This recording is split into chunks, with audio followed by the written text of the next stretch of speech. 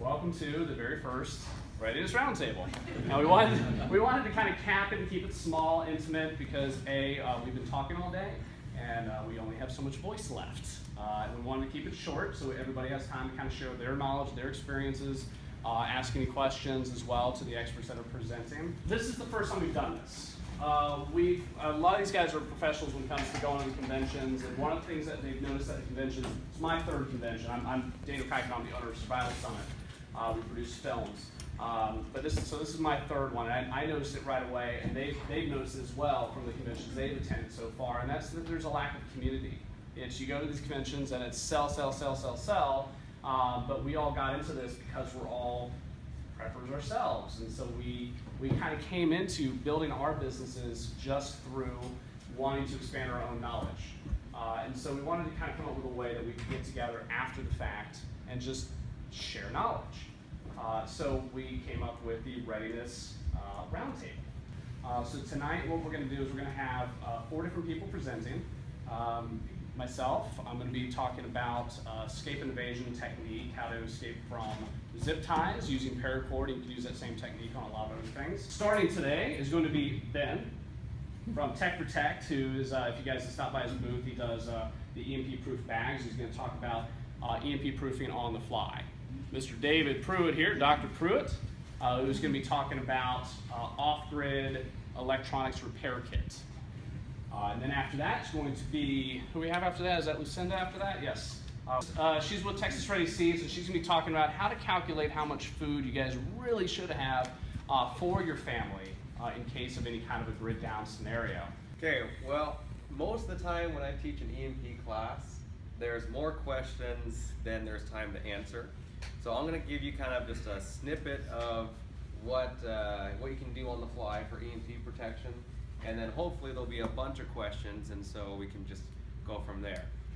But really, besides having something already done, which is getting prepared now, if you find out, for example, there's a solar flare coming, you've actually got some time, or you actually hear somehow that North Korea launches ICBM or something like that, and they're going to cause an EMP. If you have a chance to do something and hear about it, then the easiest way would probably be running to the store and getting like a can, right? Most people have heard of the Faraday can.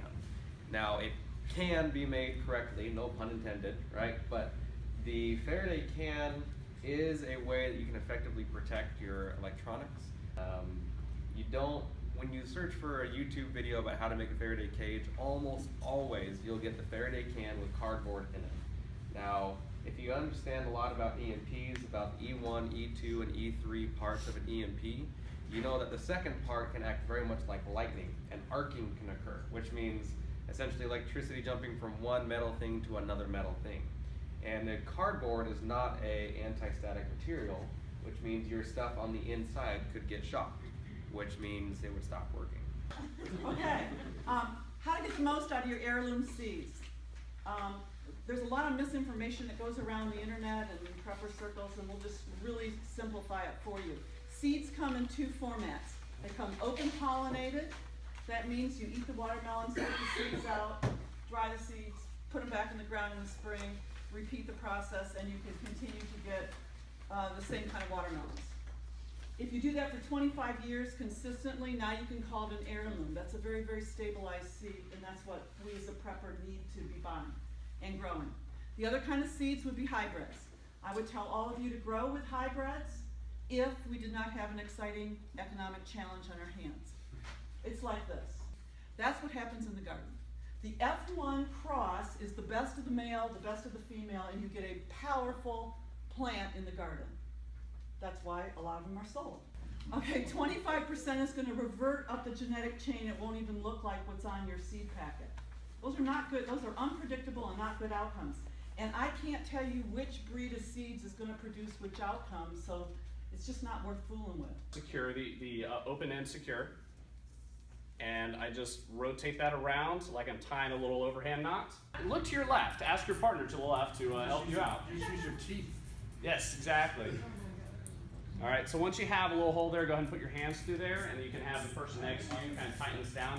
Now, if anybody ever ties your hands, this is extremely important because this will help out a lot. Whenever somebody, if anybody ever ties it, if anybody ever ties your hands, like this is a normal thing. If anybody ever ties your hands, what you want to do is you want to have this hand configuration here. You want fists. All right, never offer up prayer hands because that's going to allow them to tighten this down a lot further, okay, than what you're going to want. It's going to make this next step harder. So always offer it up like this. So this technique works, although it's a much more difficult. This works from behind your back as well. So if you have your hands bound behind your back, this works as well. So basically, I'm just going to feed that part through. Okay.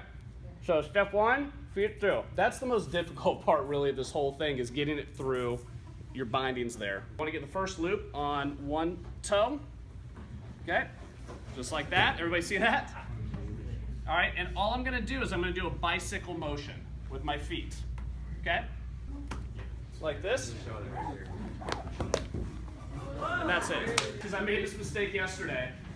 When me and my wife were doing this, I had my hands right up against my face. And when it popped, we both just smacked each other right in the nose. So if you're doing it and your cord's a little long, have it off to the side. And it's always easier to evade than escape. So remember that also. One other key, this is really important. The brittlest part of this is where the box is. And so having this where the box is up, it's so small it's not going to matter. But on the thicker ones, this is the DVD from where I learned this technique. And what is that DVD? The Survival, Escape, and Invasion film with Jack We're gonna raffle Richland. it off? Yep, we're going to raffle it off. Number 28. Yes, everything for the DVDs. Rhonda Miller. There you go. You won. Rhonda Miller, you won. Oh boy. All right, this side of the room, I'm telling you. There you go.